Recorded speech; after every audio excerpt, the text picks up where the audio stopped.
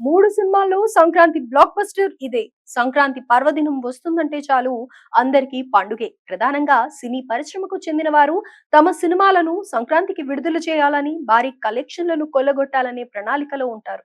సంక్రాంతి సెలవులు ఉంటాయి కాబట్టి సినిమాకు పర్వాలేదు అనే టాక్ వచ్చినా ఆ కలెక్షన్లతో బయటపడొచ్చనే భావనలో నిర్మాతలుంటారు. అయితే టికెట్ ధరలు అధికంగా ఉండటంతో కుటుంబంతో సహా ఎవరూ థియేటర్లకు వచ్చే పరిస్థితి కనపడటం లేదు. ప్రతి ఏడాదిలానే ఈ ఏడాది కూడా నందమూరి బాలకృష్ణ డాకు మహారాజ్, విక్టరీ వెంకటేష్ సంక్రాంతికి వస్తున్నాం, రామ్ చరణ్ గేమ్ చేంజర్ సినిమాలతో ముందుకు వచ్చారు. ఈ నెల 10, 12, 14 తేదీల్లో ఈ సినిమాలు విడుదలయ్యాయి. 10న విడుదలైన గేమ్ చేంజర్ ఆకట్టుకోలేకపోయింది. శంకర్ కాలం చెల్లిన కథా కథనాలను రామ్ చరణ్ తో పాటు నిర్మాత దిల్ రాజు కూడా మూల్యం చెల్లించాల్సి వచ్చింది. మెగా అభిమానులు తీవ్రంగా నిరాశపడ్డారు.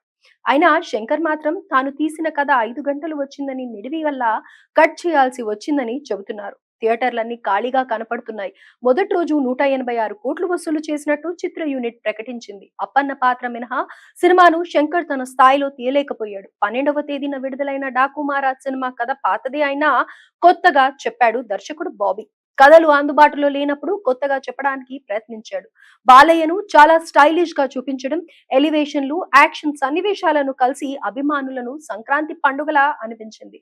బాలయ్యను భిన్నంగా చూపించడంలో బాబీ విజయవంతమయ్యాడు. 14న విడుదలైన సంక్రాంతికి వస్తున్నాం సినిమా ఆద్యంతం కామెడీతో ఆకట్టుకుంది. అయితే ద్వితీయార్థంలో సినిమా కాస్తంత సాగతీయతగా అనిపించడంతో పాటు మొదటి భాగం ఉన్నంత స్థాయిలో లేదు. ద్వితీయార్థాన్ని తీయడంలో అనిల్ రావుపుడి తడబడ్డాడు. హాస్యం ఆకట్టుకునే స్థాయిలో లేకపోవడంతో పాటు థియేటర్ నుంచి బయటకు వచ్చిన తర్వాత కూడా గుర్తు పెట్టుకునేంత హాస్యం అయితే కాదు.